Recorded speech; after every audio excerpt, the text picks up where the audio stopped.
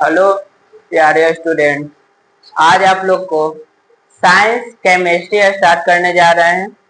Chapter 1 start करेंगे आज, जो हम लोग इस वीडियो में चैप्टर 1 को देखेंगे, जिसका नाम क्या है। तो देखिए, चैप्टर 1 है, क्लास 10th है और केमिस्ट्री चैप्टर 1 स्टार्ट करने जा रहे हैं, जिसका नाम है रासायनिक अभिक्रिया तथा समीकरण। क्या है?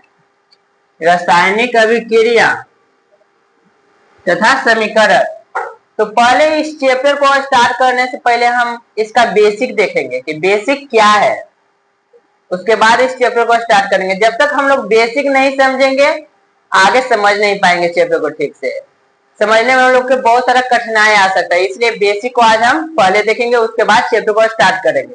तो देखिए मेरे प्यारे बच्चों कि रसायन विज्ञान है क्या, पहले देखेंगे कि रसायन विज्ञान है क्या। तो देखिए, विज्ञान की वह शाखा है, क्या है? विज्ञान की वह शाखा है जिसके अंतर्गत पदार्थों के संगठन, क्या है कि विज्ञान की वह शाखा है जिसके अंतर्गत पदार्थों के संगठन, संरचना, रासायनिक अभिक्रिया के दौरान हुए परिवर्तन, और रासायनिक अभिक्रिया होता है उसके दौरान कुछ परिवर्तन होता है, उसके बारे में ही अध्ययन करना क्या कहलाता है? रसायन विज्ञान कहलाता है। क्या कह रहा है कि रसायन विज्ञान क्या है? तो विज्ञान की वह शाखा है रसायन विज्ञान जिसके अंतर्गत पदार्थों के संगठन, संरचना और रासायनिक अभिक्रिया के दौरान हुए परिवर्तन के अध्ययन ही क्या कहलाता है मेरे प्यारे बच्चों? रसायन विज्ञान कहलाता है। तो देखिए, अब पूछेगा आपसे कि इसका शाब्दिक अर्थ होता है क्या, मतलब कि रसायन विज्ञान कोई शब्द से ही तो मिलकर बना होगा, ऐसे ही थोड़े बन गया होगा रसायन विज्ञान। तो देखिए मेरे प्यारे बच्चों, इसका शाब्दिक अर्थ क्या होता है रसायन विज्ञान के, तो देखते हैं। तो इसका शाब्दिक अर्थ होता है रस जोड़ आयन होता है। क्या होता है? दो शब्द है, पहला शब्द है रस, दूसरा शब्द है आयन, और ये दोनों से मिलकर ही क्या बना शब्द? रसायन बना मेरे प्यारे बच्चों। तो आपको समझ में आया होगा कि रसायन विज्ञान है क्या और इसका शाब्दिक अर्थ होता है क्या। तो आप लोग को समझ में आया होगा। इसका स्क्रीनशॉट आप लोग ले लीजिए, लेना चाहते हैं तो। हमारे प्यारे बच्चों, अब देखिए पदार्थ क्या है।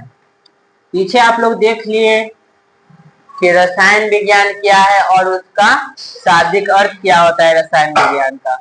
अब हमारे प्यारे बच्चों देखिए कि पदार्थ है क्या। तो वह प्रत्येक वस्तु जो स्थान घेरे, वह प्रत्येक वस्तु जो स्थान घेरे, जिसका कुछ द्रव्यमान हो, जिसका कुछ द्रव्यमान हो और जिसे हम अपनी पांचों इंद्रियों से महसूस कर सकते हैं, उसे ही पदार्थ कहते हैं। एक बार फिर देखते हैं प्यारे बच्चों पदार्थ है क्या। तो समझिए, वह प्रत्येक वस्तु को पदार्थ कहेंगे जिसमें कुछ द्रव्यमान होगा और कुछ वह वस्तु स्थान घेरेगा, उसी को हम क्या बोलेंगे? पदार्थ बोलेंगे। तो मेरे प्यारे बच्चे देखिए, और हम अपनी पांचों इंद्रियों से उसको महसूस कर सकते हैं, उसी को हम क्या बोलेंगे? पदार्थ। तो देखिए पदार्थ के देखेंगे कि कितने अवस्थाएं होते हैं। तो देखिए मेरे प्यारे बच्चों, पदार्थ के 3 अवस्थाएं मेन होते हैं, प्रमुख होते हैं। पहला होते हैं ठोस, दूसरा होते हैं मेरे प्यारे बच्चों द्रव, और तीसरा क्या होते हैं? गैस। मेरे देखे प्यारे बच्चों, ठोस है क्या? ठोस उस वस्तु को कहेंगे जिसमें रिक्त स्थान बहुत ही कम होगा, एकदम बहुत ही कम से कम, उसमें होवे नहीं करेगा रिक्त स्थान। जैसे में देख लीजिए, बर्फ को देख लीजिए, बर्फ आप देखे होंगे, बर्फ ऐसा होता है, उसका एकदम एक मोलेक्यूल होता है जो एकदम चढ़ा हुआ रहता है एक दूसरे से, एकदम स्थान बहुत ही कम होता है उस समय, इतना भी स्थान होता है जो हम दिखा रहे हैं आप लोग को। एक मोलेक्यूल यानी कि बहुत आपस में स्ट्रॉन्ग बॉन्डिंग बनाए हुए होते हैं, यानी कि एक दूसरे से बहुत जुड़े हुए होते हैं, जिसके कारण इसमें रिक्त स्थान नहीं बचता है। तो उसी को क्या कहते हैं? ठोस अवस्था कहते हैं। अब देखते हैं द्रव अवस्था। द्रव अवस्था में समझ लीजिए कि लिक्विड फॉर्म, यानी कि वाटर को ले लीजिए। वाटर कौन सा अवस्था में है? लिक्विड फॉर्म में है। उसमें रिक्त स्थान होता है। जैसे में देखिए एक कटोरी है, कटोरी है जिसमें वाटर कुछ है, पानी है। तो इसमें देखिए, इसमें हम लोग हाथ डालेंगे तो हाथ डला जाए, क्योंकि इसलिए क्योंकि इसका मोलेक्यूल हटा हटा हुआ है, सटा हुआ नहीं है एक बैग।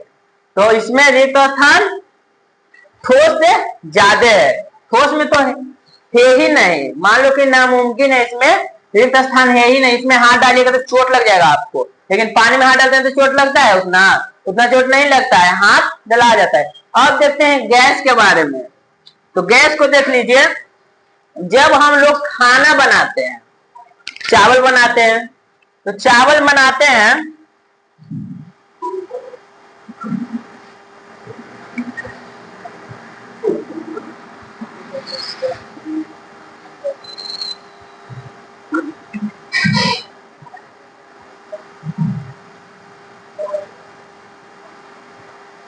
देखिए मेरे प्यारे बच्चों, जब हम लोग खाना बनाते हैं यानी कि चावल बनाने के समय देखिएगा, उससे कुछ गैस उत्पन्न होता है, ऊपर में धुआं धुआं निकलता है। वो क्या, वाष्प में परिवर्तन होता है। तो वो क्या होता है? वाटर होता है जो वाष्प में परिवर्तन होता है, जल होता है जो वही वाष्पित होता है। तापमान आप लोग जानते हैं कि किसी भी चीज को तापमान के लिए उबलने के लिए कितना % चाहिए? 100% चाहिए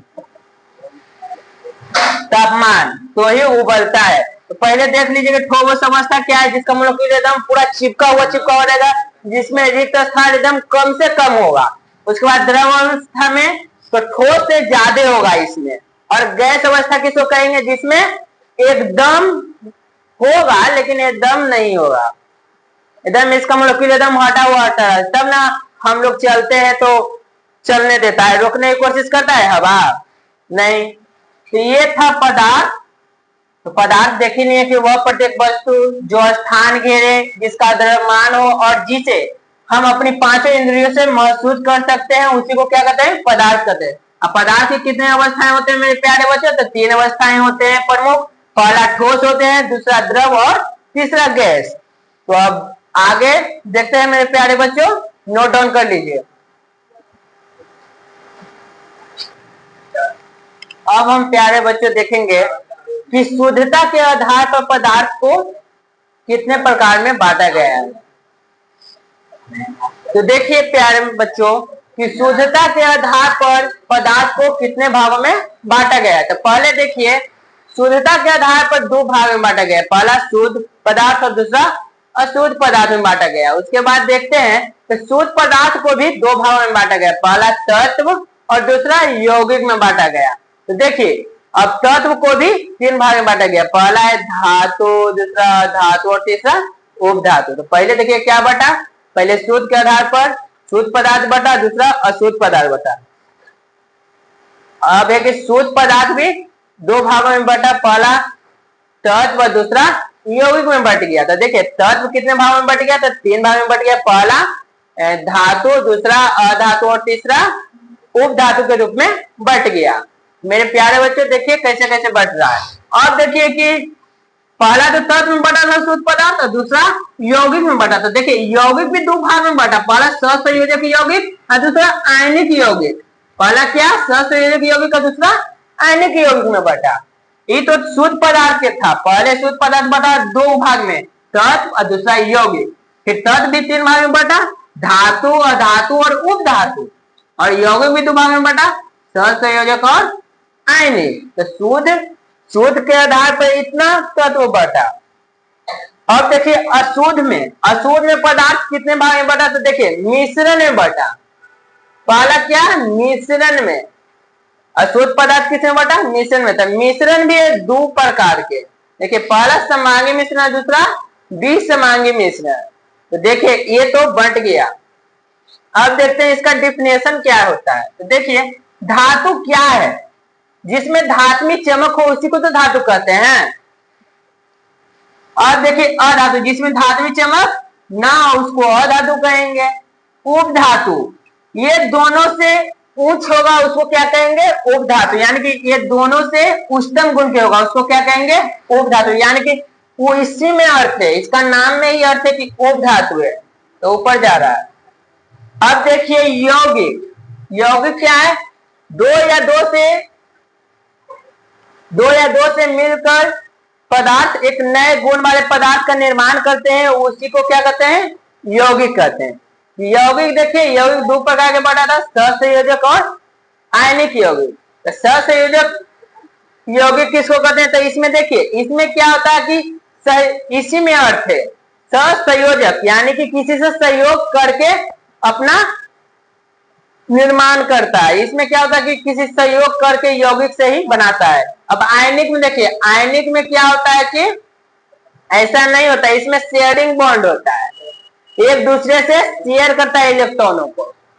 अब देखिए अशुद्ध, अशुद्ध तो मिश्रण में बट गया, मिश्रण आप लोग के पता ही है, तो नहीं पता है तो देखिए मिश्रण किसको कहते हैं। मिश्रण का मतलब है कि एक दूसरे में घुल मिल इतना जाना कि अर्थ ही अपना खो देना। जैसे में देखिए, जब चीनी पानी में घुल जाता है तो वो अपना अर्थ खत्म कर लेता है, वो उसी में मिल जाता है। तो ये भी समझ लीजिए कि मिश्रण क्या है, दो चीजों का मिश्रण, दो कोई चीज है वो मिल गए तो वो क्या कहलाएगा, मिश्रण कहलाएगा। मेरे प्यारे बच्चों देखिए, समांगी मिश्रण क्या है, जिसका गुण और बनावट, जिसका गुण बनावट एक जैसा हो, सेम हो, गुण भी सेम हो और बनावट भी सेम हो, उसी को क्या कहेंगे, समांगी मिश्रण कहेंगे। मेरे प्यारे बच्चों, विसमांगी में होगा कि गुण बनावट सेम नहीं होगा, अलग अलग होगा इसका। तो मेरे प्यारे बच्चों आप लोग देखें, देखिए कि शुद्धता के आधार पर पदार्थ कितने भागों में बांटा गया। तो आपको बताएं कि पहले बांटा गया शुद्ध पदार्थ में, दूसरा अशुद्ध पदार्थ में। अब मेरे प्यारे बच्चों देखिए, शुद्ध पदार्थ कितने भागों में बटा, तो शुद्ध पदार्थ बटा तत्व और यौगिक में, और तत्व भी कितने भागों में बटा, तो धातु, अधातु और उपधातु में बट गया। उसके बाद यौगिक देखिए मेरे प्यारे बच्चों किसमें बट गया, सहसंयोजक यौगिक और आयनिक यौगिक में बट गया। तो ये था ओवरऑल शुद्धता के आधार पर पदार्थ को बांटा गया, तो ऐसे बटा।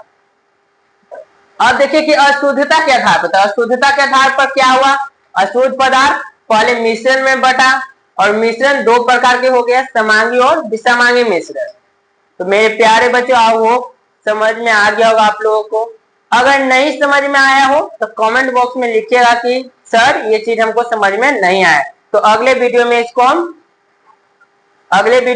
इसको क्लियर कर देंगे आप लोगों को। और इसको आप लोग नोट डाउन कर लीजिए और स्क्रीनशॉट ले लीजिए, तो आगे हम बढ़ते हैं। हेलो मेरे प्यारे स्टूडेंट, पीछे हम लोग कुछ बेसिक पॉइंट देखें, और अब देखते हैं कुछ बेसिक पॉइंट जो हमें याद रहना बहुत जरूरी है, क्योंकि यह सब पॉइंट केमिस्ट्री में याद रखना बहुत जरूरी है। ये सब पॉइंट नहीं याद है तो केमिस्ट्री पढ़ना बेकार है। देखिए मेरे प्यारे बच्चों, आपसे पूछा जाएगा कि कुल तत्व की संख्या कितना है, कुल तत्व की संख्या कितना है। ये आम बात है कि तत्व का संख्या ही नहीं याद रहेगा तो केमिस्ट्री में कोई फायदा है पढ़ने का क्या, तो ये याद रहना जरूरी है। तो कुल तत्व कितना है मेरे प्यारे बच्चों, 118 होता है। अब देखते हैं मेरे प्यारे बच्चों दूसरा पॉइंट क्या है कि सबसे हल्का तत्व क्या है, सबसे हल्का तत्व क्या है, तो क्या है मेरे प्यारे बच्चों, हाइड्रोजन। सबसे हल्का तत्व क्या है, हाइड्रोजन है। अब देखते हैं मेरे प्यारे बच्चों तीसरा पॉइंट क्या है, प्राकृतिक में तत्व कितना है, प्राकृतिक में कुल तत्व कितना है, तो 98 है मेरे प्यारे बच्चों। तो प्रकृति में कुल कितना तत्व है मेरे प्यारे बच्चों, तो 98 है। अब देखते हैं मेरे प्यारे बच्चों कि धातुओं की संख्या कितना है, तो 93 है, और धातुओं की संख्या कितना है, तो 18 है। और पूछेगा कि उप धातुओं की संख्या कितना है, तो 7 है मेरे प्यारे बच्चों। उसके बाद पूछेगा सर्वाधिक उपलब्ध तत्व क्या है, वायुमंडल में सर्वाधिक उपलब्ध तत्व क्या है मेरे प्यारे बच्चों, कमेंट में बताइए, क्योंकि आप लोग भी जानते होंगे कि सर्वाधिक मात्रा में क्या है, ऑक्सीजन है, यानी कि सर्वाधिक मात्रा में ऑक्सीजन नहीं रहे तो जीवन संभव नहीं है, मर जाएंगे। तो देखिए उसके बाद क्या कि सर्वाधिक उपलब्ध धातु, ये तो तत्व न था ऑक्सीजन, धातु क्या है तो अल्युमिनियम है मेरे प्यारे बच्चों। सर्वाधिक उपलब्ध कौन सा धातु है तो अल्युमिनियम है। तो आप लोग देख लिए फर्स्ट सेकंड थर्ड फोर्थ 5 6 7 8 एक पॉइंट था जो इंपॉर्टेंट आप देख लीजिए। अब इधर देखते हैं हम लोग, सबसे हल्का धातु क्या है तो लिथियम है मेरे प्यारे बच्चों। सर्वाधिक सबसे हल्का धातु क्या है लिथियम। इसके बाद देखते हैं द्रव अवस्था में धातु कौन सा पाया जाता है तो पारा और मरकरी पाया जाता है। कौन सा पाया जाता है पारा और मरकरी। उसके बाद देखते हैं मेरे प्यारे बच्चों द्रव अवस्था में धातु कौन पाया जाता है तो ब्रोमीन। कौन ब्रोमीन पाया जाता है। अब देखिए विद्युत का अच्छा सुचालक अधातु क्या है तो ग्रेफाइट है। क्या है ग्रेफाइट है।